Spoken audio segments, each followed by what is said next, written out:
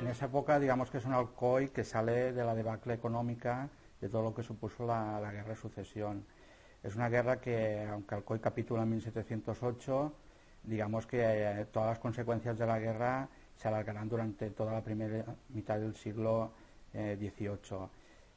Empieza a notarse signos de recuperación a partir de 1730, pero digamos que en 1750 digamos que es la parte o la fase en la cual se reactiva la vida económica, social de Alcoy. Y sí que el aspecto de la ciudad va a mejorar en esta segunda mitad del siglo XVIII. Bueno, la capitulación de 1708 marca un antes y un después. Pone fin al sistema foral, a un sistema mucho más participativo, más democrático dentro de lo que son las estructuras del antiguo régimen, y marca una nueva administración siguiendo un modelo externo, que es el modelo como literalmente hablan, que son las leyes de Castilla. Es un modelo que se introduce paulatinamente en Alcoy, no empieza en 1708, sino que es a base de reformas administrativas, y lo que viene a suponer es importar el modelo castellano, lo que supone también la desaparición del sistema de gobierno foral, representado por justicia y jurados, de las formas de extracción de carácter democrático a través de bolsas o de las asambleas de ciudadanos, y pasa a ser un control, una administración férreamente controlada por el poder central, basada en una figura que es la que preside las sesiones de plenos, que es el corregidor. Es una figura capital que reúne todo el poder ejecutivo, legislativo, incluso militar, asume todas las funciones que antiguamente pues podía representar la figura del justicia, y digamos que es la figura representativa del Estado central en los partidos judiciales. De hecho, Alcoy a partir de 1708 se convierte en capital de corregimiento, en un término de partido judicial que se extiende precisamente desde Bañeres al interior hasta la costa en Benidorm o Villajoyosa. Es un partido bastante amplio en el cual pues hay distribución desde tierras de interior a tierras de costa. En esta figura central, que es el corregidor, se articula acompañándole un cuerpo de regidores en unas características que también marcan un poco cómo es la administración de esa época. Es una administración de carácter perpetuo, es decir, los nombramientos de regidores son perpetuos, vitalicios, y incluso en algunos casos pasa el cargo de padres a hijos. Es muy curioso que en la segunda mitad del 18 vamos a encontrar hijos que suceden a regidores que habían salido nombrados al principio del siglo XVIII. Es un gobierno, estamos hablando, restringido, en algunos casos hereditario, y que es representativo de un estamento social muy determinado, que es la clase privilegiada, esa pequeña clase privilegiada de Alcoy del siglo XVIII, que es la clase de nobles y la clase de ciudadanos honrados.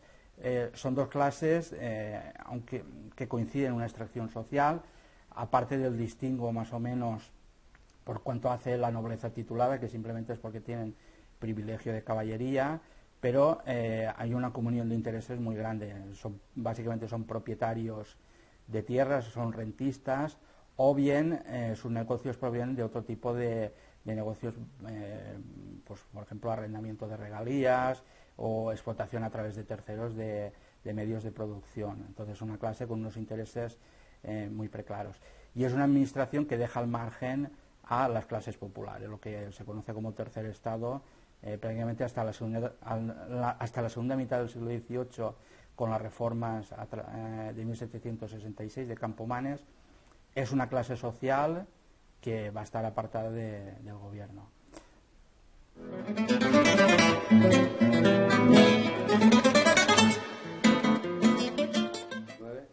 Bueno, yo creo que hay dos hechos históricos para la pequeña historia de Alcoy. Uno es la recuperación en 1741 de las fiestas de San Jorge. Yo creo que es más de lo que es el hecho en sí, de que es recuperar las fiestas tradicionales. supone recuperar la normalidad que durante 40 años no había sido posible. Es decir, estamos hablando de la fiesta más antigua de Alcoy, la fiesta del patrón, que comportaba una fiesta popular muy grande, con fuegos de artificio, con gran participación popular, y que había estado prohibida durante casi 40 años. Entonces sí que marca un hecho sociológico a nivel de la población de intentar recuperar la normalidad. Eso sería un hecho histórico importante, porque prácticamente creo que desde determinados años ha sido una fiesta ininterrumpida hasta hoy, y que hoy en día pues es la fiesta más importante que tenemos en Alcoy. Y luego el otro hecho importante también, que implica también esa evolución que veremos en la segunda mitad del siglo XVIII, que es la creación del corregimiento de letras. En 1747, una vez ha muerto el anterior corregidor, que es un militar de carrera, Acosta Quiroga, se plantea dentro de las reformas que se están protagonizando a nivel estatal esta distinción entre corregimientos de capa y espada, que era a cargo de militares, y los corregimientos de letras. ¿Qué era básicamente la diferencia entre unos y otros? Pues era ante la figura de un corregidor militar que estaba más vinculado a funciones de comandante de armas, que eso tenía su explicación en aquellas ciudades que tenían fortificación o una guarnición militar, por ejemplo, caso de Barcelona, caso de Alicante, es decir, plazas fortificadas. Era más difícilmente entendible en otras ciudades que no tenían un carácter militar, en el caso de Alcoy. Entonces habría que pensar que era más una figura de control del orden público, que era la situación de Alcoy después de la Guerra de Sucesión.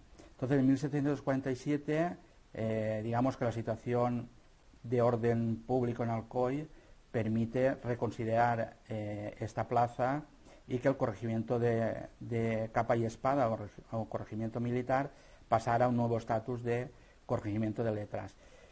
¿Qué significaba en la práctica? Pues que había un especialista en leyes, una persona mucho más versada en la administración, y eso venía también a impedir ese desapego que se había producido con el anterior corregidor militar. Es decir, los militares no están por la labor de gobernar una ciudad, un territorio, sino que son militares.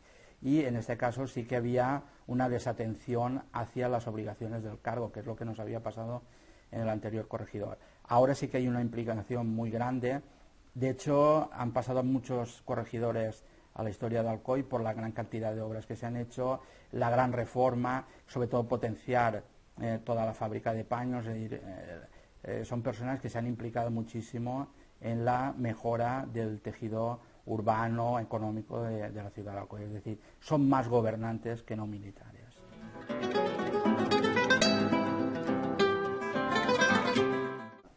Bueno, es difícil rastrear qué influencia, cómo llegó, porque prácticamente se establece un cordón sanitario, ideológico, en el momento que estalla la Revolución Francesa. Entonces, vamos a suponer que las noticias van a llegar con cuentagotas.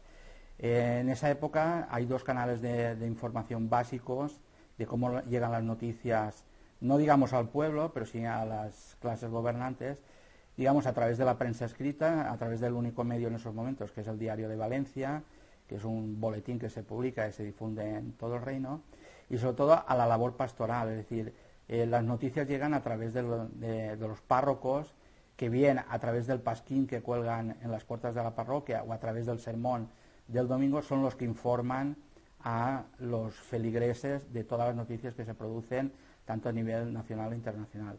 Lógicamente, la versión que tendrían los ciudadanos de Alcoy sería una versión vista a través del clero, es un poco escandalizado de todo lo que estaba pasando en Francia. Y también es una información que llega con cuentagotas y restringida por este cordón ideológico que impone el rey. Es un rey, Carlos IV, que está escandalizado por lo que está pasando en Francia, sobre todo mucho más escandalizado cuando la revolución acabe con la muerte de la familia real francesa, y bueno, y eso provoca un pánico, un terror en la corona española a que el fenómeno revolucionario francés se extienda, y eso provoca pues una serie de medidas de control tanto del tráfico de personas, tráfico de ideas, control de publicaciones, que se extiende a todo el Reino de España.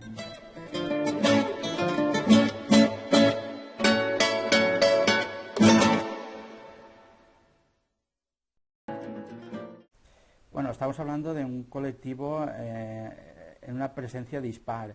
Tenemos franceses que son residentes desde hace muchos años, con los cuales se va a tener un problema de desarraigo, es decir, son personas que están muy vinculadas a los lugares donde viven, y vamos a rastrear diversas peticiones para que esas familias no sean expulsadas del reino.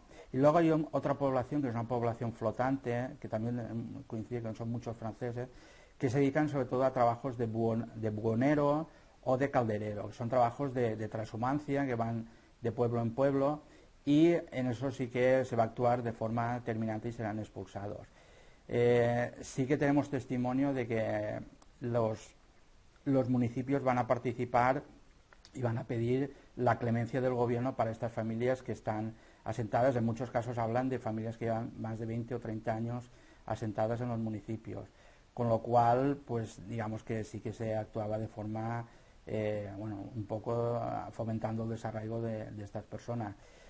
En determinados casos sí que las autoridades actúan, sobre todo a partir del estallido de la guerra del francés, como medidas preventivas para evitar que se persiguiera a los franceses por todos los escándalos sobre todo la represión que se había producido en Madrid. En muchos casos no hay una persecución contra los franceses, sino medidas de protección para evitar alborotos o motines contra ellos.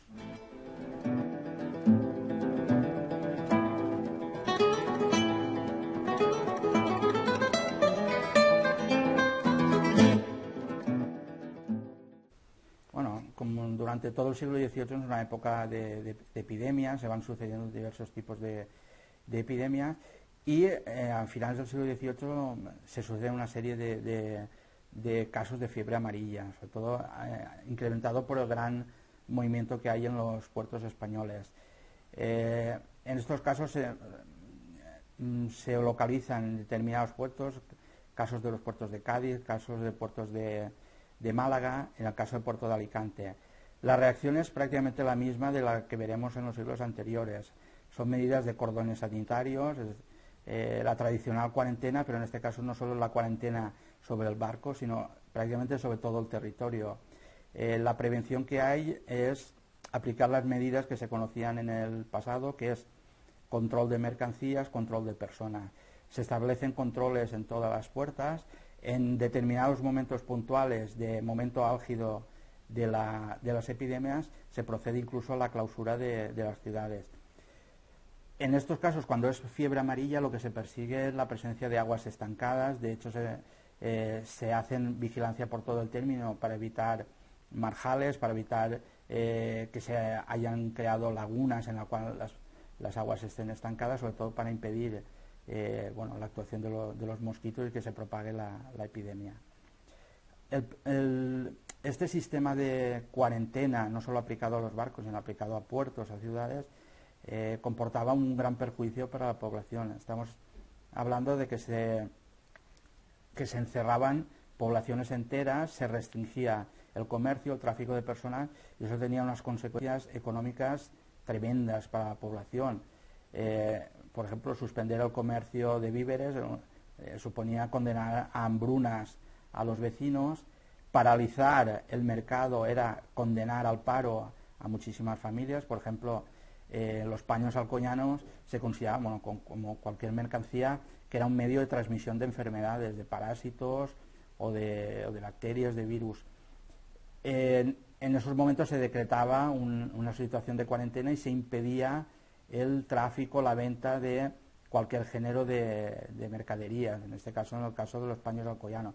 En esos momentos lo que suponía era cerrar los talleres, la Real Fábrica de Paños, y automáticamente centenares de familias se quedaban sin trabajo, sin jornal, con lo cual se agravaba todas las consecuencias económicas de un cierre de estas características. Entonces, no solo eran los efectos de la enfermedad, de la mortalidad que se producía, sino otros efectos colaterales como eran las hambrunas, la paralización del comercio, la paralización de las manufacturas, es decir, un problema serio.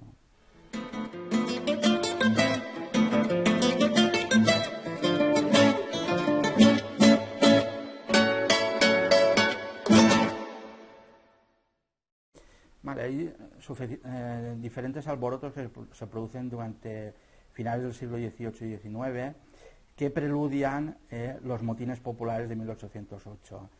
Es difícil entender ese estallido de mayo de 1808, los motines anteriores, sin tener una visión de lo que ha pasado desde finales del siglo XVIII. Incluso podríamos remontarnos a los famosos motines de Esquilache, pero nos centramos sobre todo las consecuencias a finales del siglo XVIII, esos motines en 1793.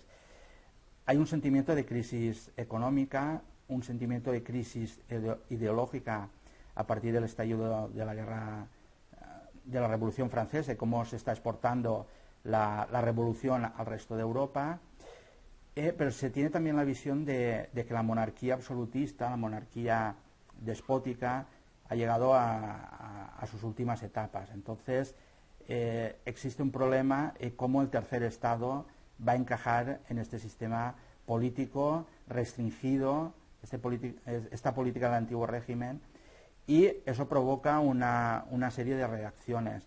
De hecho, el tercer Estado y determinados dirigentes del tercer Estado están fomentando estos motines populares para intentar que el gobierno del antiguo régimen dé una mayor participación a estas clases populares y sobre todo una mayor participación en los órganos de gobierno. En el caso de Valencia hay unos personajes que gracias al profesor Manuel Ardid ha sido el gran descubrimiento, que es la familia Bertran de Lis. Son unos liberales, incluso antes de que se hablaba del liberalismo, pues que a través de esos círculos ilustrados y de batalla contra el absolutismo van a impulsar estos círculos de presión, primero en Valencia y que luego se van a extender al resto del reino. Entonces, dentro de este clima general sí que se va a intentar vislumbrar un fondo de liberalismo, de clases dirigentes que se están preparando para la toma de poder.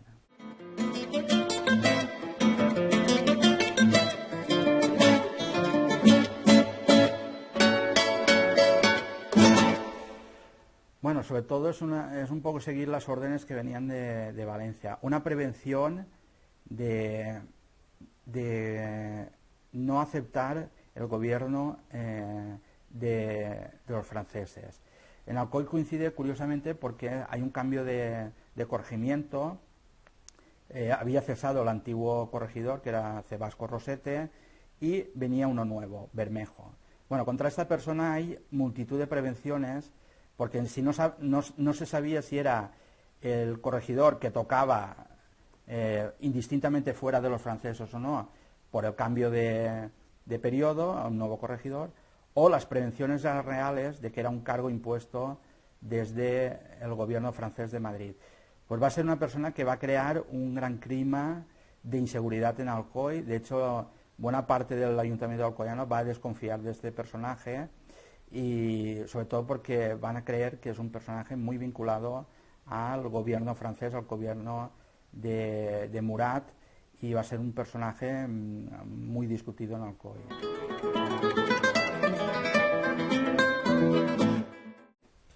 Vale. La Junta de Gobierno es un órgano de gobierno que nace a partir del estallido del motín popular de mayo de 1808 en Madrid. En el momento que estalla la revuelta popular, de motu propio, las nuevas autoridades están en contra de los gobiernos impuestos de Madrid, un Madrid dependiente del gobierno francés. ¿Cómo se actúa ante estos gobiernos que se supone que vienen impuestos desde Madrid, desde el gobierno de Murat? Es el caso del corregimiento de Alcoy.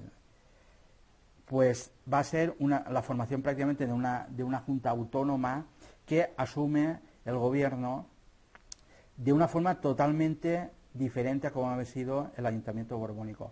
Si el ayuntamiento borbónico es un ayuntamiento de designación real, extraído de dos clases de la élite, como son ciudadanos y nobles, en este caso es un gobierno, digamos, de extracción popular, de representación ciudadana, en el cual están representados todos aquellos sectores sociales que tienen presencia en la ciudad. Desde, por ejemplo, se recupera el antiguo corregidor, Cebasco y Rosete, con el cual no se tienen ninguna sospecha de que pueda haber estado colaborando con el gobierno títere francés. Se recuperan representantes de todos los estamentos sociales, no solo de la nobleza y la clase de ciudadanos, sino que hay representantes de los fabricantes, es decir, del llamado tercer estado, representantes del clero y representantes de todos los gremios de la ciudad. Es decir, digamos que sería un gobierno lo más democrático posible en esos momentos. ¿Cuáles son las funciones? Sobre todo, asumir el gobierno de la ciudad y, sobre todo, lo más importante en ese momento, que es mantener el orden público. Se restauran rondas urbanas, se crean unas patrullas que va a ser el germen de lo que después va a desembocar en la milicia honrada. La milicia honrada es un cuerpo armado nacido a instancias del nuevo gobierno de la nación. Ante la necesidad de garantizar el orden público y de que los civiles ayuden al ejército español, se crean dos cuerpos, digamos, de extracción civil, una milicia honrada y el cuerpo de guerrillas o el cuerpo de guerrilleros. La milicia honrada es, digamos, la tradicional milicia efectiva o la milicia de vecinos honrados, es decir, todas las personas, los vecinos honrados, personas mayores de edad, cabezas de familia, son reclutados y mantienen una estructura militar jerárquica, si bien no tienen un componente militar. Básicamente son los mismos gobernantes de la Junta de Gobierno o del Ayuntamiento que asumen funciones militares, pero sí, por ejemplo, sí que mantienen pues una relación jerárquica y, por ejemplo, pues todo el tema de la reglamentación militar. Digamos que es un ejército civil, sobre todo, y que es una milicia que no va a tener unas funciones de combate clarificadas, sino digamos que es control de orden público urbano y, sobre todo,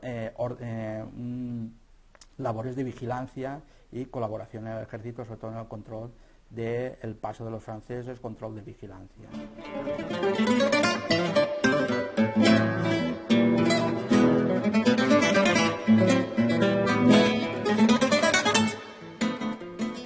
Bueno, la diferencia básica que tienen respecto a la milicia honrada es que el estatus no es un estatus militar, no es una estructura jerárquica, digamos que la relación entre mandos y guerrilleros es mucho más estrecha y, sobre todo, digamos que la permanencia en estas unidades militares no es tan continua como la milicia honrada.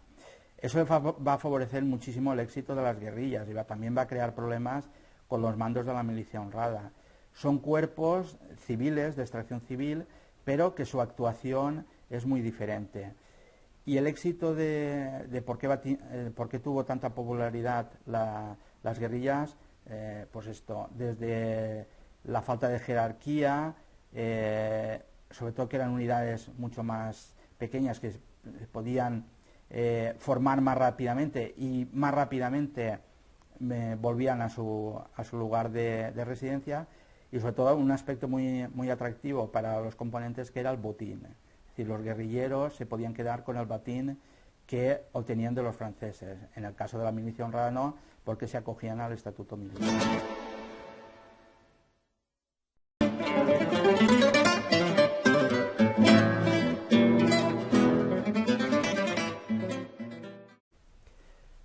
Bueno, digamos que Alcoy es, como todo el Reino de Valencia, es uno de los últimos reinos ocupados por los franceses. Tardan bastante, aproximadamente Valencia no entran hasta diciembre de 1811 y Alcoy cae sobre el 10-12 de enero de 1812. Es bastante tardío. Pensad que la guerra empieza en 1808, a partir de mayo de 1800, tardan casi 4 años en llegar hasta Alcoy. Las características de por qué se tarda tanto, sobre todo, es la presencia de la flota inglesa en el Mediterráneo. Es un efecto de disuasión muy grande que impide que el ejército francés se incline por una invasión a la brava del Reino de Valencia. ¿Qué es lo que favorece que se ocupe el Reino de Valencia en esta época y no en época anterior? Pues sobre todo los expertos piensan que es un defecto que se produjo en el ejército que había en Valencia. Es un problema de relajación, de que no se aprovechó el tiempo, ese tiempo desde 1808 hasta 1812, que en ese tiempo pues podía haberse mejorado, por ejemplo, las defensas, la formación de los reclutas. Bueno, pues se perdieron 3 años absurdos, y de hecho cuando Suchet inicia la campaña en Valencia aportando tropas veteranas, lo que se encuentra es con un ejército que no ha estado preparado, no se han hecho la inversión en fortificaciones ni en armamento, y se encuentra prácticamente el mismo ejército bisoño que se había encontrado 3 años antes. Es decir, ¿qué es lo que habían hecho mal los españoles? No se habían preparado para esta invasión. ¿Qué es lo que ocurre en Alcoy? Pues es una ciudad que se establece casi como un frente de guerra. Alicante nunca va a capitular, va a tener siempre la flota inglesa. En determinados momentos no solo es la presencia de la flota inglesa, sino incluso el desembarco de soldados británicos o de Sicilia, por ejemplo, que colaboran en determinados momentos. Pero Alicante nunca será ocupada, es una fortificación que siempre estará libre, siempre pertenecerá al Estado Libre Español. En el caso de Alcoy es una zona de paso, entonces durante determinados meses va a estar ocupado por los franceses, pero siempre en función del avance o retroceso de las tropas que desembarquen en Alicante.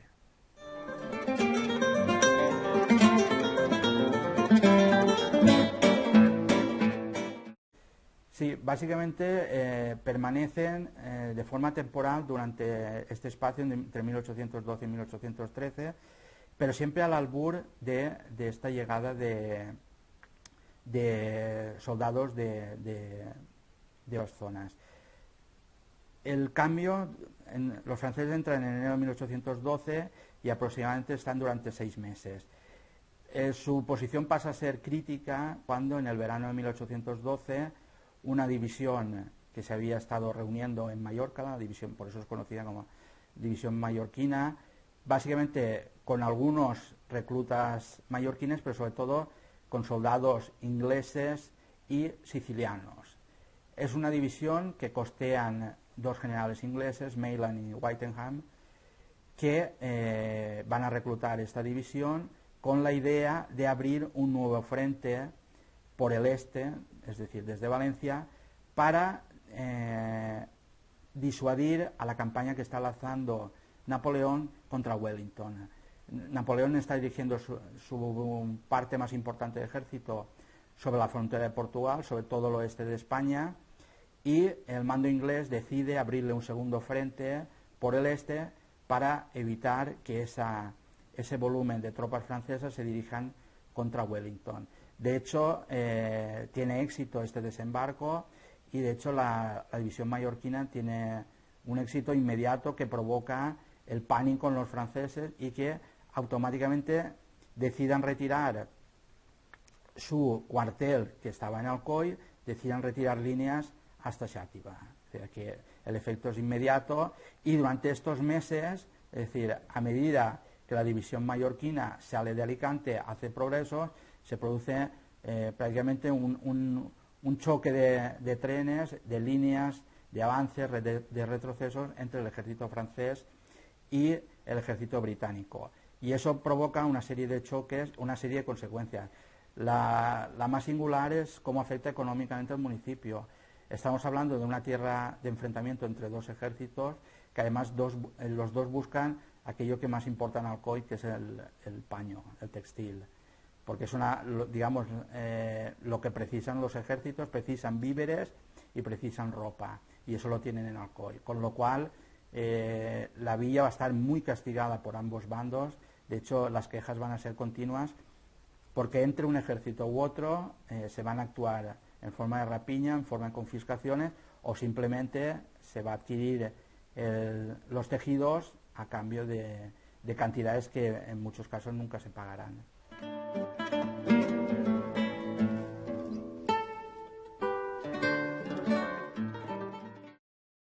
Pues recuperar el gobierno anterior y sobre todo aprobar la Constitución, que estando Alcoy ocupada no se había podido cumplir el trámite del juramento de la Constitución, y a partir de ahí poner en marcha el nuevo sistema constitucional.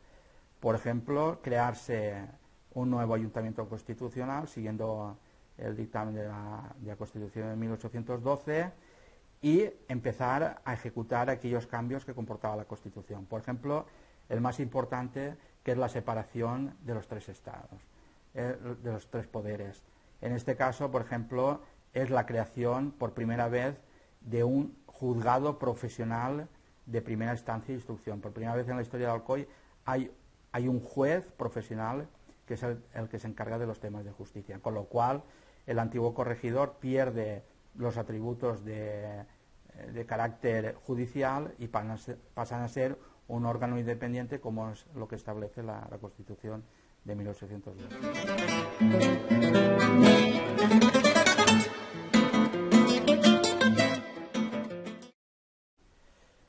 Bueno, por lo que podemos intuir, tiene una aceptación muy grande. Lo que no es óbice para que sí que notemos a través de la argumentación la presencia de un núcleo importante, sobre todo políticamente y socialmente, de partidarios del antiguo régimen. Es un sector que va a ser muy activo y va a tener una presencia muy activa en los años posteriores, y que podemos identificar con aquellas clases privilegiadas que habían controlado el ayuntamiento en fechas anteriores.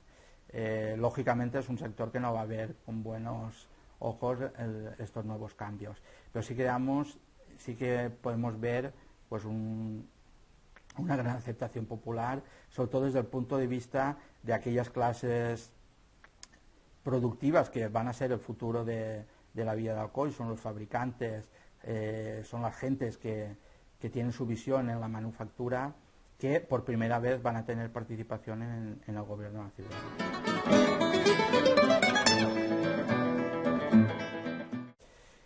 Bueno, va a tener sobre todo implicación, mucho más implicación, por ejemplo, va a tener durante el trienio liberal, es decir, implicación va a exigir, por ejemplo, el tema del exilio. Van a haber personas exiliadas, y sobre todo, por ejemplo, aquellos diputados alcoyanos que tuvieron una participación en las Cortes de Cádiz, es decir, no solo participando en la presencia de estas Cortes, sino en la colaboración que hubo en aquellas.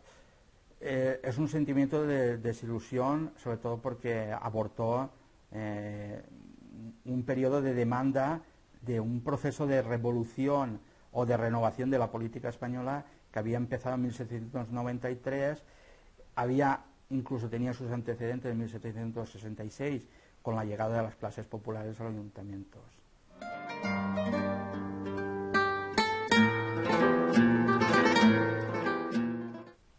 Bueno, el sistema que se establece en el reglamento constituyente era un sistema complejo, un sistema indirecto en 3 grados, intentando llegar de la mayor representación. Bueno, como antecedente hay unos primeros oficios de los comités de cómo se iba a llevar estas elecciones, porque intentaban rescatar un poco cómo era el antiguo sistema de creación de las Cortes, intentando reconstruir lo que habían sido las antiguas Cortes forales. Entonces, digamos que la primera noticia que llega a Alcoy es un intento de ver cuáles eran aquellas ciudades que tenían representación en voto. Entonces, digamos que lo que se plantea era mantener los antiguos o recuperar los antiguos fueros de aquellas ciudades que tenían representación en Cortes, más otro sistema electoral que era el de los electores a través de circunscripciones territoriales. Bueno, en este primer caso tenemos una anécdota muy curiosa, y es que el escrito que se envía al COI, lo que se piden son documentos que prueben que Alcoy tenía diputados a las antiguas Cortes de Aragón, que sí que tenía. Históricamente Alcoy, desde que es Villarreal en 1447, siempre ha tenido diputados en todas las Cortes Generales. Pero claro, se piden pruebas documentales. La contestación que se hace desde Alcoy es que en esos momentos, en 1808, en Alcoy no hay nadie que sea capaz de leer los documentos antiguos y certificar que en Alcoy efectivamente había representantes en las Cortes Forales. Es decir, que por esa vía Alcoy perdió un diputado nato territorial. Por el otro sistema, que era el sistema electoral, se establece una elección indirecta en 3 grados, atendiendo al territorio. Un primer grado sería la extracción de electores por parroquias. Digamos que la circunscripción electoral básica serían las parroquias, que no coincide en muchos casos con municipios. Por ejemplo, Alcoy sí que hay una única parroquia, con lo cual había, digamos, un colegio electoral. Pero en Cocentaina, por ejemplo, al tener 2 parroquias, tenía 2 colegios electorales. Entonces, a veces no se identifica municipio con colegio electoral. Es decir, digamos que en este caso lo que se tomó como base de las elecciones fue la parroquia. De cada parroquia se extrae un elector, es decir, todas las personas que tienen capacidad de votar son personas mayores de 25 años y cabezas de familia, y varones. Las mujeres hasta la Segunda República no van a tener posibilidad de voto. Estas personas eligen un elector, que es el elector de parroquia. Todos los electores de cada parroquia se van a reunir en la cabeza de partido, en este caso en Alcoy. En Alcoy congrega a todos los electores de cada parroquia, cada representante de cada parroquia.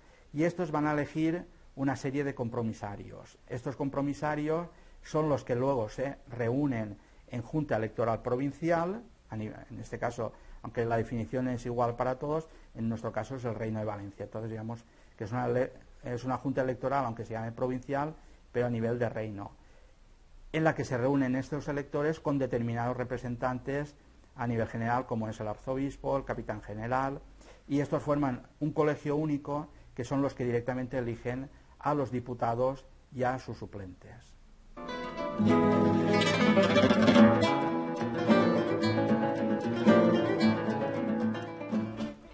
Antonio Samper es un militar de carrera, que nace en Alcoy en 1744, es hijo de la pequeña nobleza local, en la cual tradicionalmente o los hijos o tenían una ocupación en la administración pública, es decir, una carrera de leyes, o bien tenían un destino militar, o el clero en caso de tercer hijo. Digamos que siempre eran las salidas de estas clases bienestantes locales.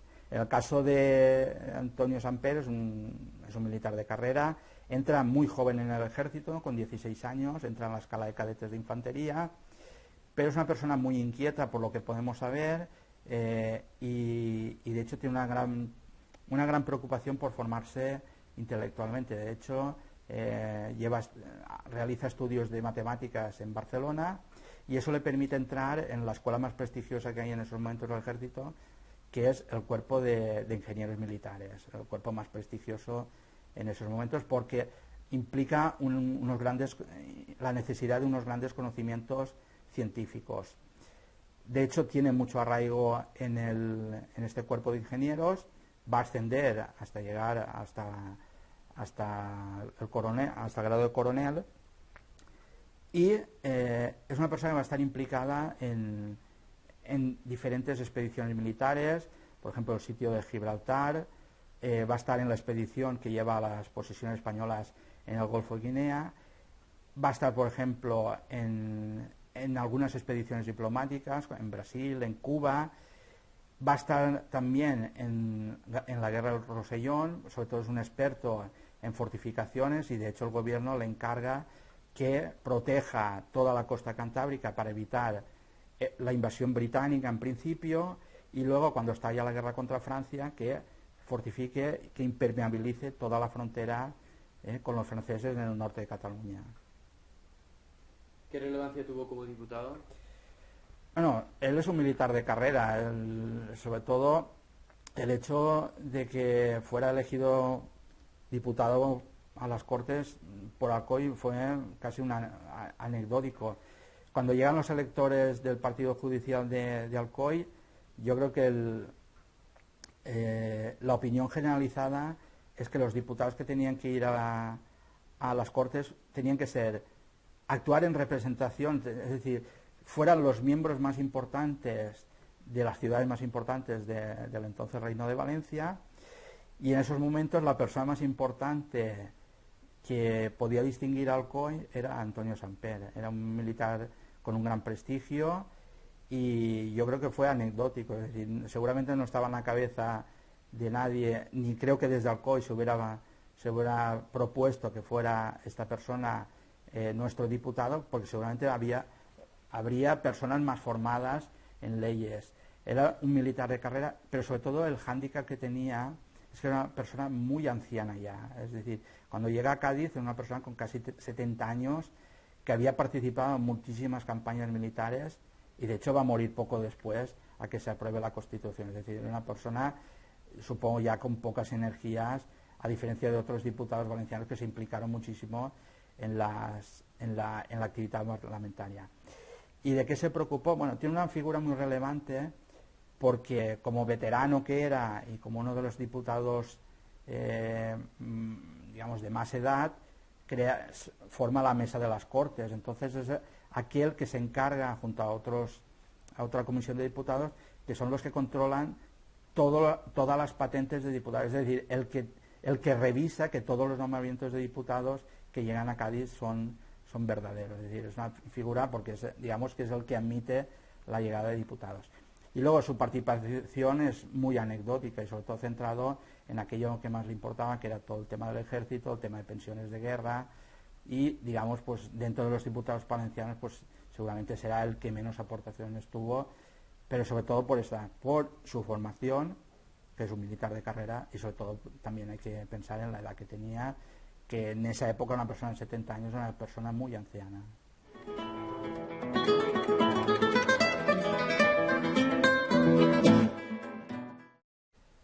Bueno, visto con la perspectiva de lo que supuso la Revolución Francesa, fue una revolución, marcó la historia.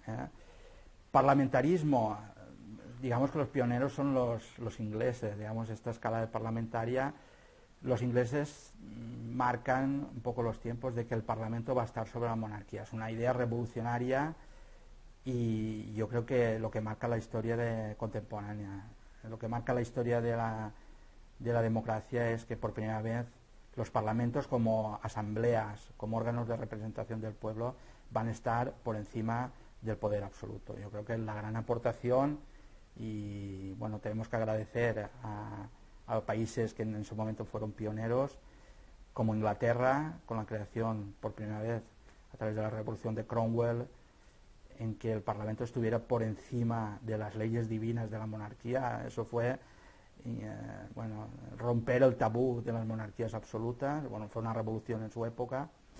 Luego el papel de los Estados Unidos con la Declaración de los Derechos Universales y luego la Revolución Francesa. Yo creo que son los grandes hitos que van a marcar la historia de la democracia, de la historia de Europa. ¿Qué representa? Pues prácticamente los 2 siglos de historia de Europa y que explica muchas de las cosas que han pasado en nuestra historia. Es decir, esta batalla entre el pasado, el presente, representado el parlamentarismo, la resistencia a las dictaduras, es decir, que algo que estalló en el siglo XVII con la Revolución Inglesa, que se consolidó con la Revolución Francesa, pues es algo que continuamos luchando, que son los derechos del ciudadano, la democracia y el parlamentarismo. Y es un problema, aún sigue, que es un problema que no se ha resuelto en determinados países. O sea que 200 años después, pues con todos sus defectos, con todos sus beneficios, pues digamos que es la democracia es el sistema más perfecto para nosotros. ¿Y el valor de ciudadanía? El valor de ciudadanía se consagra sobre todo a partir de la Revolución Francesa. Yo creo que el axioma un ciudadano, un voto, yo creo que es la gran revolución política y lo que supone el gran cambio más importante. Yo creo que es lo que está marcando los últimos tiempos y lo que marca pues el final de una época absolutista, pues esta aparición la llegada de la democracia hasta esa identificación de una persona, no un hombre, sino una persona, un voto.